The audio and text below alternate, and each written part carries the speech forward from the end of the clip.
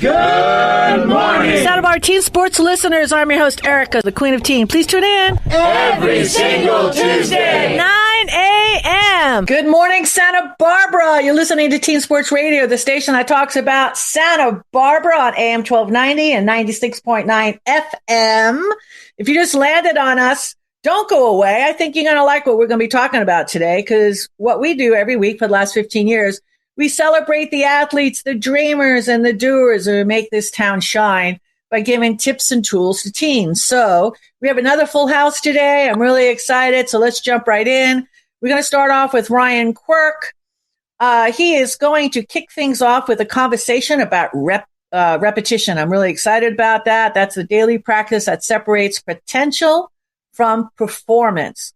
Whether it's in sports, studies, or life, Ryan's going to remind us why showing up again and again and again is where the real magic happens. And then we're going to jump right into Sky Ellsworth, chiropractic student and now new daddy.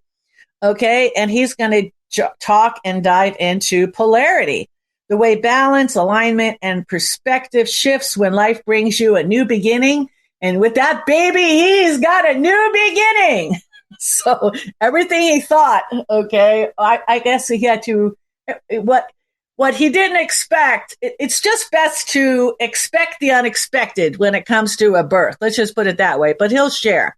We also have in the house our Songbird. I'm so excited. Em decided to join us today. Emily, you're to say, what are you going to talk about today, Em? I'm going to talk about showing up, the power of showing up. So I'm super excited about that.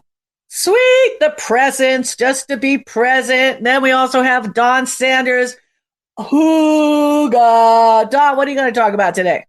I'm going to talk about being a specialist at being a generalist, I guess.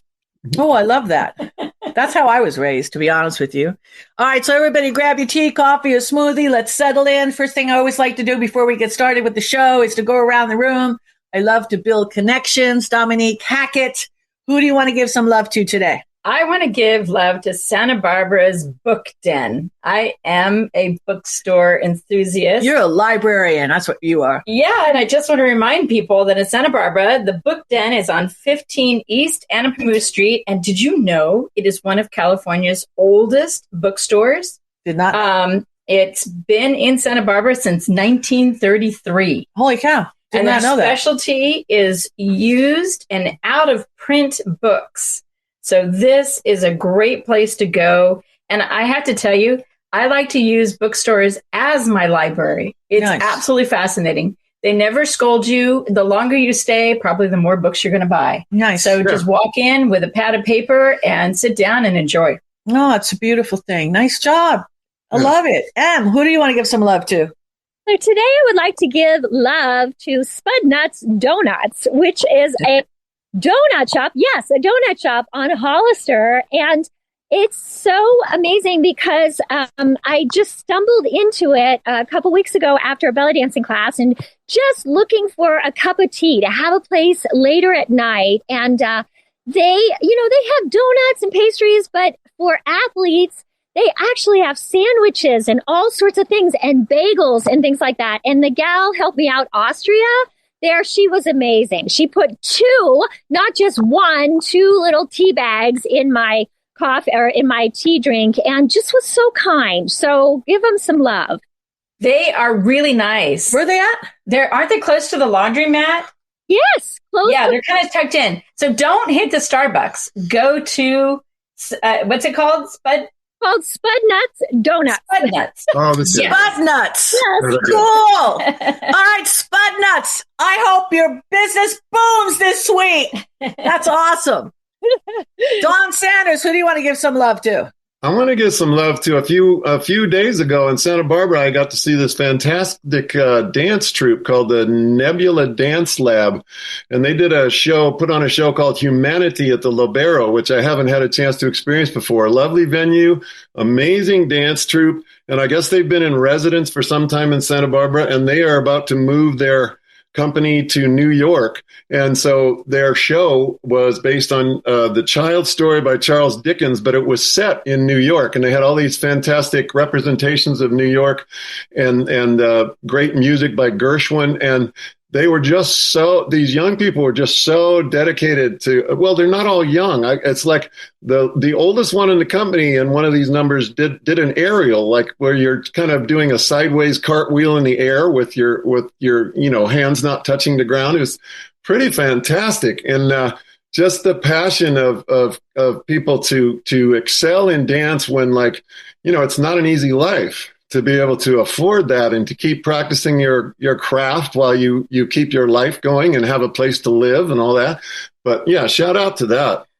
Oh, that's so thrilling. I got a good one. It comes with a funny story. So Dominique's mom, she was looking out the windows, and we're going to be having a bunch of people coming over. So we were all talking about we're going to have to get somebody out to do the windows and everything like this. I kid you not, it wasn't what, 5 minutes, 6 minutes, whatever. Knock at the door. Knock at the door. Knock. And this kid's there, and I'm like, I'm looking. Five children. Yeah, four kids, and I'm like, Pat, they're probably selling something, and I will never resist a kid, not like ever. I don't care if I have to grab it out of the coin barrel or whatever.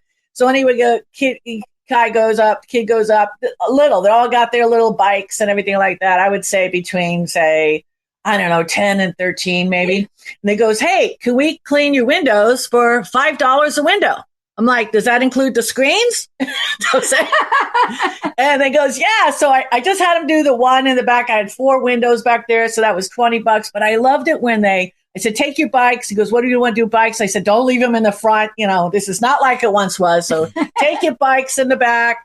And then, I helped them take the screens off. And, they got the inside where all the crud is. Yeah, they got Dominique had a little vacuum. Do you have their names? I sure do. So this is a big hug and love because the windows were magical. And I scheduled another visit, a return for January. Okay, I'm already scheduling. All right. So Adrian, Junior, Edgar, and Dario, we love our windows. Woo! So, you got to admit, did they not? I love the teamwork. Yeah. 2 of them, one sprayed, one wiped, one did the screen. It was like they brought like a toothbrush. Yeah, they had all their things, and they had water bottles and cleaning fluids, and I was so impressed. Yay to the there's teen. Hope for the future. The teen entrepreneurs. Woo, I love it. So, and I'm going to see them again in January, and they're in my phone, under the greatest window washers. Nice. So, yeah, I am. Didn't you notice? Seriously, all those great windows. Yeah, I want them for my windows next time. I know. We'll add your windows to the list. Okay, definitely. You have clean way. I dated a guy for 4 years. He would always clean my car windows, which is a safety thing too, right? But it's such a great metaphor for seeing clearly, right? You clear the window, you clear the screen. It's a great ritual. Speaking of practice, right? Doing those windows. Beautiful. Now, the thousands of spiders that have to find new living accommodations. Hey, I'm sorry about that. Okay. Yeah. Those little, they had little hiding places there for I don't know how long, but they got to be moving on. But hey, we got to be moving on to a break.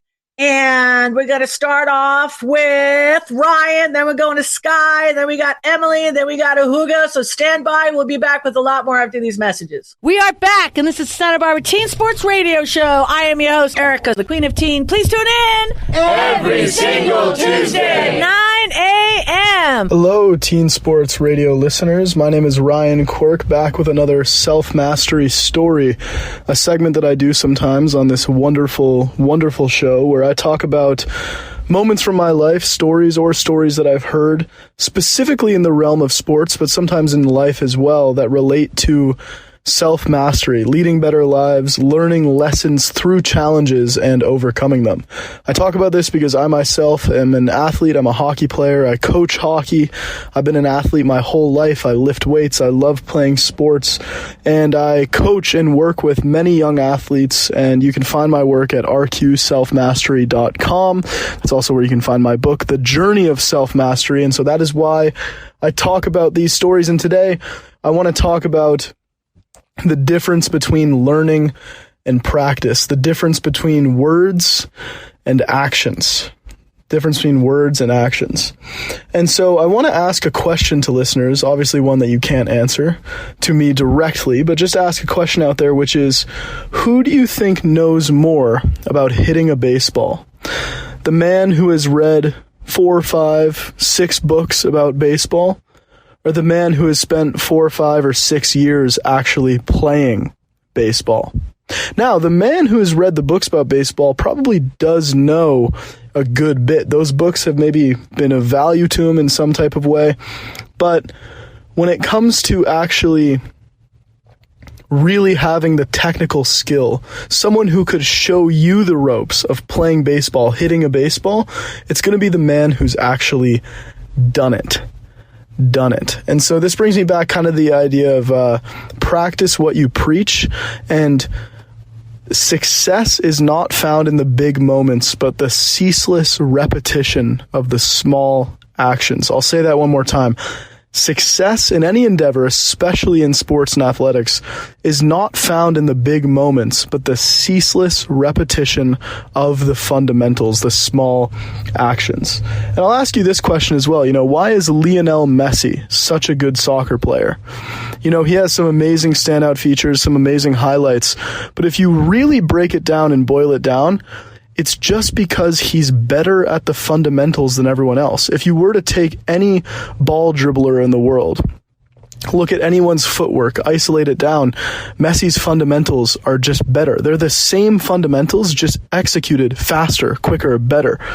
Look at his speed, his athleticism. Messi is only about 5'6", 5'7" inches tall. He's not a freak of nature athlete in any kind of way, but he is this freak of nature soccer player because of just how talented he is, right? So it's not one main thing setting him apart. It's just that his repetition, his mastery of the most simple aspects of soccer are just amazing. They're just impeccable. And if you've ever experienced playing competitive sports, as I have in high school, what you'll notice is that as you move up the ranks, as you move up to higher and higher levels, the difference of skill between players gets less and less and less. And then when you're really young, there's usually that one kid who kind of hit a growth spurt before everybody else and is just way better at that sport than everyone else for that period of time. But when you get to about 15, 16, 17, especially 17 and beyond, you reach this point where the difference between a Division I and a Division III athlete is not that much. Both are extremely talented, extremely good at what they do. They're very, very subtle, slight differences. And it just comes from mastery of the basics. The person who didn't just read the book about baseball, but went to the batting cage. And so that's something I want you to reflect on now in your own life, which is, where are you really well educated versus where are you really well practiced? It's one thing to be really well educated about a sport, educated about the ins and outs, the rules of the game, different players, their positions, all that other kind of wonderful stuff. It's another thing to have the hours under your belt of really playing that sport, because that's where you get better. You get better in the making of the mistakes, in the actions is where you really refine your game and refine any skill in life. Kobe Bryant, who could pull off all of these amazing flashy moves, all that kind of crazy stuff, would often be seen on his third workout of a given day just doing free throws, just doing basic jump shots, basic three-pointers, just simple fundamental moves, but he did them for hours and hours and hours and hours and hours and hours and hours, and he just kept stacking day after day after day after day. getting better and better at these basic fundamental moves. He didn't do anything so crazy, so out of the ordinary. Of course, he's had some very extraordinary performances. The late Kobe Bryant, very sad that he's gone. He was kind of an amazing role model of mine. I didn't know him personally, but I've studied his game, I've studied his mentality, and I wanted to know what made him so great. Even as someone who's not a basketball player, what made him such a great athlete? And oftentimes, while other players were training once a day for an hour, 2 hours, he was training 3 times a day for 2 hours. Now, if you're a student athlete or in high school or you don't plan on playing professional sports, that might be a little bit excessive. But there's a lesson to be learned there, that the separation of skill and size and speed between him and other NBA players might not have been that much, but it was those hours of work that gave him that slight edge that allowed him to go from being good to being absolutely great. You know, Usain Bolt once said, I trained for 4 years or 5 years, I forget the exact number. I trained for 5 years to run 9 seconds. 5 years to run 9 seconds. That's a pretty powerful number. And that's what it comes down to. That's what mastery comes down to, is not just learning about something, which is important, but the daily practicing of it. And I do this a lot with mental coaching, which is, you know, I know a lot of people who are very well read in self-help books, whether it's self-help psychology or self-help spirituality. They know all the ins and outs of self-help tools and techniques, but they don't have one that they practice every single day. And for me, I'm a kind of a self-help junkie and guru. I love looking at all the different techniques and tools and books and all these other things. But when it really comes down to it, my one practice every single day without fail is 5 to 15 minutes of meditation every morning. And that just grounds me every single day. I have some other things that I do on a pretty consistent weekly basis, but that's one thing that I don't miss. Even if I'm reading about all these new techniques and new research and everything, that's my grounded, stabilizing practice where I can really tell you about meditation because I've actually done it. I've really made it a part of my lifestyle, made it a part of my routine. It's something I do consistently. And so find those things in your life. Oftentimes they don't have to be grandiose, but if you're trying to get better at a sport, better at a skill, better in a relationship, whatever it is, educate yourself on it, but don't get lost in just the education, because it's the doing of it, the daily practice, the hands-on aspect of it where true mastery is formed. So I hope that these kind of ideas, maybe wasn't one direct story this segment, but I hope these ideas are of benefit to you out there as a listener, and just kind of gently reflect on that question. You know, where could I be putting in more practice? Not just learning about something, but actually doing something on a daily basis where I can get that hands-on experience, because that's where mastery is formed. So thank you. And thank you, Teen Sports listeners. You can find my work at rqselfmastery.com. And, yeah, stay tuned for more wonderful stuff. We are back, and this is Santa Barbara Teen Sports Radio Show. I am your host, Erica, the Queen of Teen. Please tune in every single Tuesday, 9 a.m. Welcome back to Teen Sports Radio, everyone. This is Sky Ellsworth, and I'm a student at Life Chiropractic College West in Hayward, California. And I am so excited to be here today because I've been away for the last couple weeks because we had a little baby.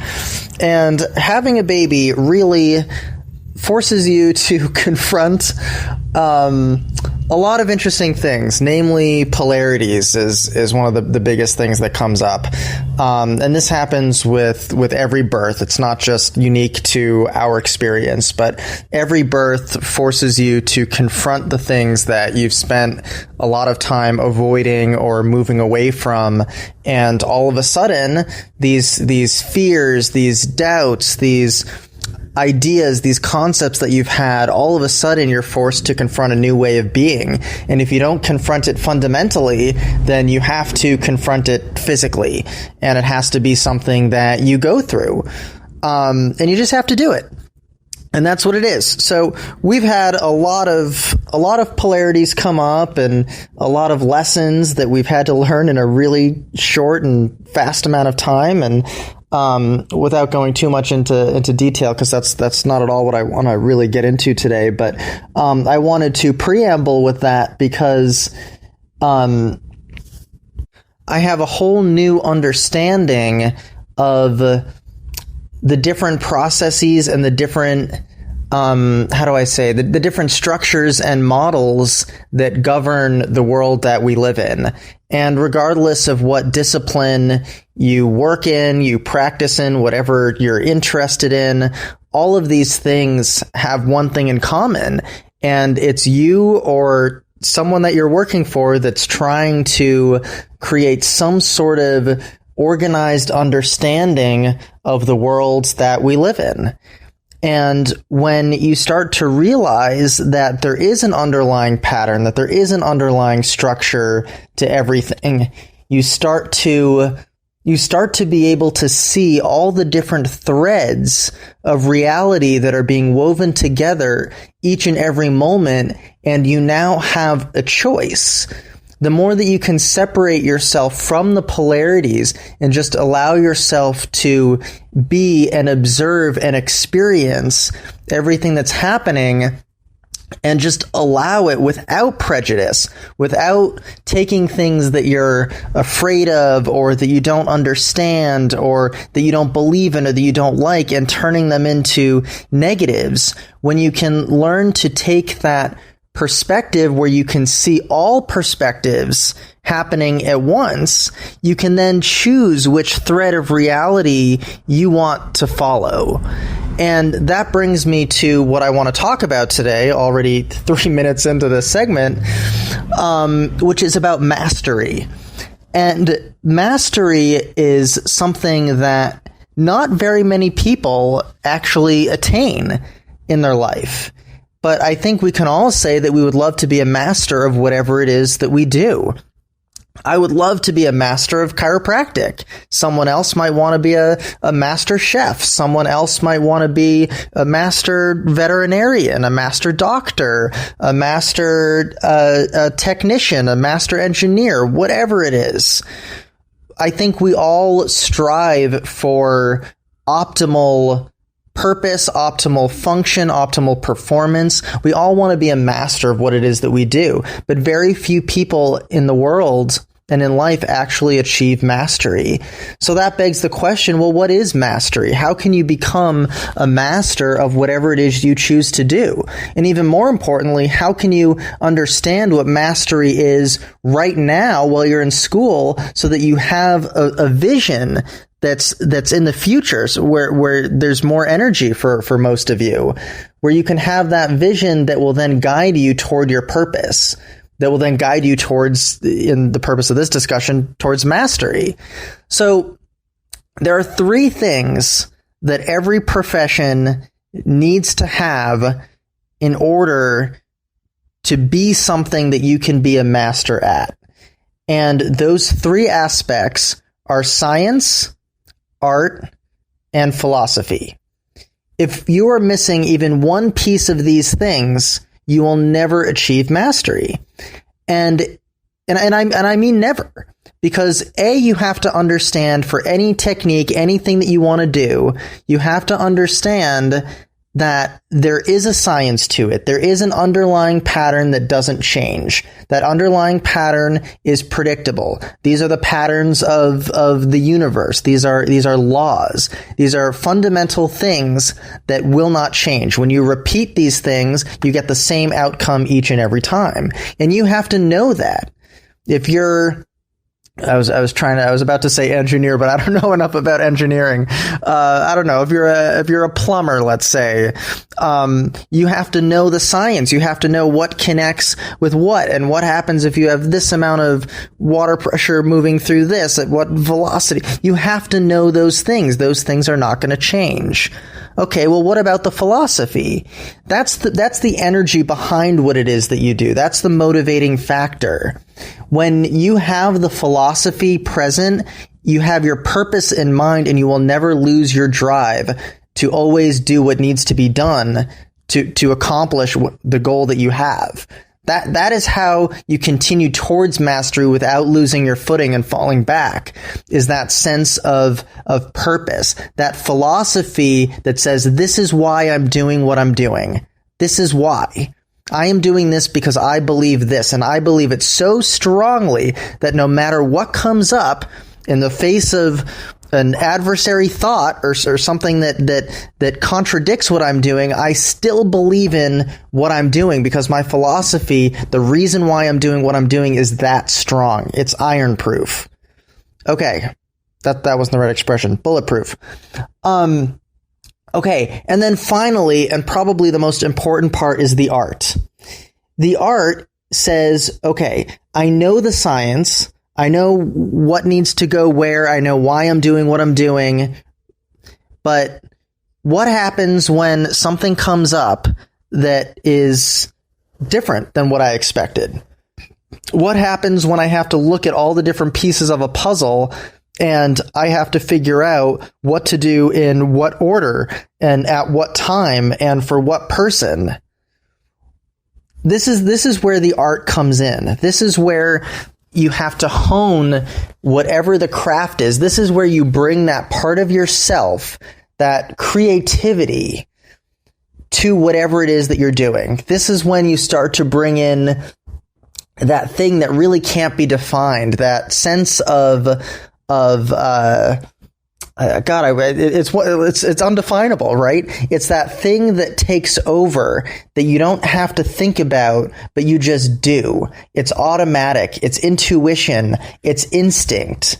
It's that art that ties the philosophy and the science together, just as it's the science that ties the art and the philosophy together, and so on.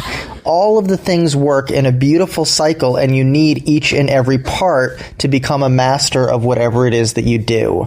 So I would ask yourself, I would challenge you all to look at whatever it is you want to do, and it's okay if you don't know what you want to do. Pick something that you love, and ask yourself, what's the science behind this? What's the philosophy? Why? Why would I do this? What are my beliefs, and are they in alignment with this? And then finally, am I so passionate about it? Do I have an innate, inborn instinct that allows me to fill in the missing pieces, that allows me to take everything and move it together like an artist paints on canvas? And that's the art that brings it all together. When you have each of these things, the science, the art, and the philosophy, in perfect balance, you're unstoppable, and you are a master of whatever it is that you choose to do. Thank you so much for listening, and I'm looking forward to seeing you next week on Teen Sports Radio. We are back, and this is Santa Barbara Teen Sports Radio Show. I am your host, Erica, the Queen of Teen. Please tune in every single Tuesday, 9 a.m. Hi, this is Emily the Songbird, and at www.emilythesongbird.com. Come and visit me at my website. I wanted to talk today about showing up. Ryan and Sky both talked about how we master things through practice and showing up. And it's not in those big moments that change happens. And I was so inspired when I woke up this morning listening. I first listened to some of these things about that. And then I meditated, and I remembered a story from a student of mine years ago that I would like to share. And teen athletes, I think this is so important because I remember when I was in high school, I don't know who convinced me to do it, but I decided to go out for the cross country team. And it was so hard.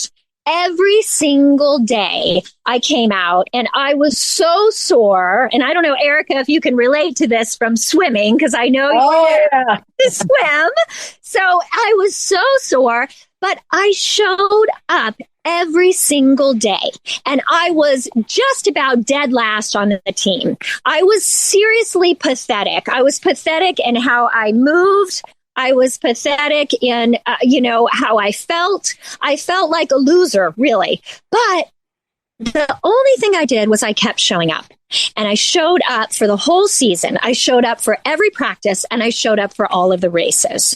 And so years ago, I had a student, and she was an older student. She was in her 70s, I think, and she decided to show up for guitar. And she started taking guitar lessons. She was very successful as an architect. And she was, she decided to take guitar, and it was not easy for her. She struggled as an older adult learner. And so, but she kept showing up. She kept showing up. And she had told me at a certain point that she had this crazy thing happen, very tragic in her life. Two of her nephews that were both in their 30s were killed in accidents. The first one was killed in a bike accident, which, Don, I know you can relate to that because you also had a bike accident a couple months ago. And the second one was killed in an avalanche, honoring, they were doing a trail to honor the first brother who had been killed in this bike wreck. So both of her nephews were killed. And one night she went to sleep and she had this dream. One of her nephews said to her, just show up. That was his message always. Just show up. I'll be there. Just show up. I'll be there.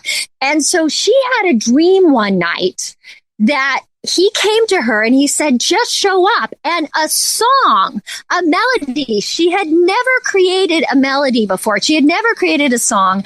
And it came to her. And there were words. And it was basically her nephew saying, just show up. So the next day I came and she said, Emily, I wrote a song. And I said, that's great. And I came and I helped her put some chords to the song. And it was all about showing up. The message was to show up. And so I discovered when I was hearing Sky's message and I was hearing Ryan's message and how life is and what's so important is to show up. And it doesn't mean that you're actually going to be good at what you do.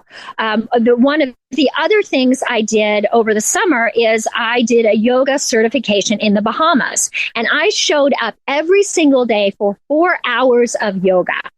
And I just showed up at the mat. I just showed up. And so I think what is so important is that change happens in those moments when nobody is watching.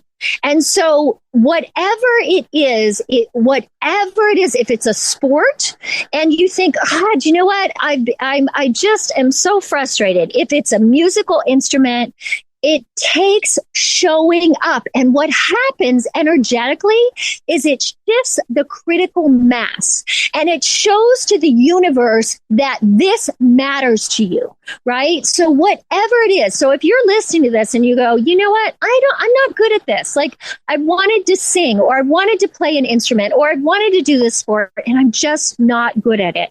Guess what? It doesn't matter. What is your intention and every single day showing up what's important to you.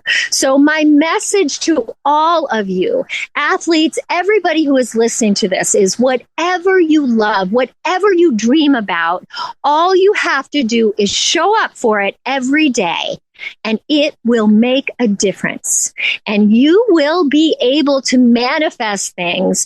And don't be attached to the results. As Sky said, it's about letting go of the stories, right? Whatever matters to you, let go of the story. Be open to a new perspective.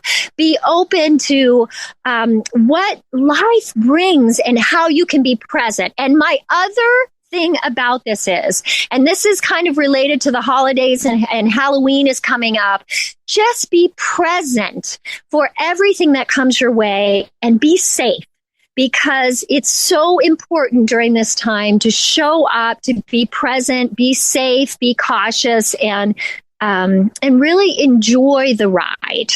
So that's what I have. Oh my gosh, that's so beautiful. We've got a minute, but I know you've got a situation or a memory that you could relate that to. I love what Emily is saying about just showing up. And part of it is when you dedicate yourself to just showing up, it's easier to let go of your agenda because that's your only job. Right. Yeah. My job is to show up however I am right now. It's always going to be a little messy. That's true. Yeah, Dawn's got something too. Yeah, she mentioned the ride. So, don't always obsess on the perfect destination. It's like enjoy the ride. Yeah. Well, Dominique is true about messiness because she is a mess at night. I'm just saying that's our new religion. Okay. looking over to the side, and I'm like, I don't understand why that's not in the trash can, but that's okay. So listen, we're not done yet. We got a hooga coming right up after these messages. We are back, and this is Santa Barbara Teen Sports Radio Show. I am your host, Erica, the Queen of Teen. Please tune in every single Tuesday, 9 a.m. For Teen Sports Radio, I'm Don Sanders. Don's Massage in Ojai. Don'sMassageOhai.com, 805-236-2684. Here to bring you a hooga. A hooga is a Scandinavian term for a comfy, cozy feeling like receiving a hug without actually receiving that hug. And I wanted to speak a little bit, a counterpoint to maybe Ryan and Sky. I wanted to sort of spent my life being a specialist at being a generalist versus this singular mastery. It's not that I think singular mastery is worthy. I just haven't ever, gotten on just one single path.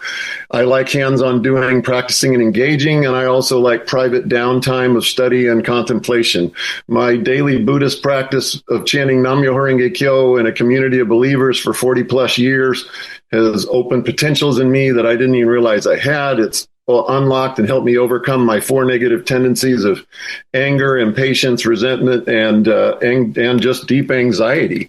And so whoever you are and, wherever you're listening, the teen athletes and the students, maybe you wanted to do a sport, but you didn't feel like you could try it. Or, I knew people that were over in the math science office all day at lunch, anytime between classes. It doesn't really matter. You'll find your way as long as you stay bobbing up on the top of the surface and don't let yourself get too bogged down and sink. And I've done this before years ago, but I love this quote in a song by David Crosby. Whatever your hands find to do, you must do with all your heart. There are thoughts enough to blow men's minds or tear great worlds apart. There's a healing touch that'll find you out on that broad highway somewhere and lift you as high as music running through an angel's hair. And you ask, what am I not doing? And the voice says, your voice cannot, the little helper says, your voice cannot command. In time, you'll move mountains and it will come through your hands. Whoa. Beautiful. That is so powerful.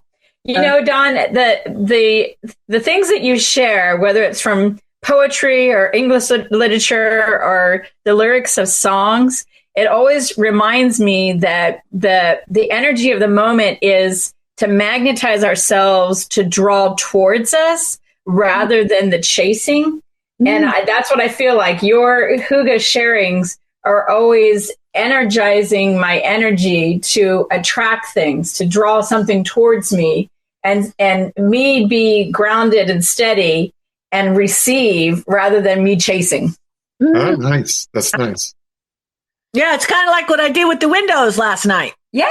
It towards you. That's it. Knock, knock, knock. I got to get it down to like under 5 minutes. And the other thing too, in sharing a hygge moment, that sensation of a hug, wanting more and more of that in our life, it attracts more and more of that. And it creates an ability to reflect and then also to, in a stronger way, engage.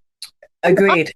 And also, and another example, how that could work is if you're in a conversation with somebody and they are just maybe down in the mouth a little bit and they're like, what's the use of anything kind of mindset, then you might point out to them, how you've observed them, encouraging others or connecting with others, and that they have a strength as a unifier and everything. So like don't get down into a contest about, you shouldn't have that attitude. It's like, that's fine, but look at all the good you do in the world.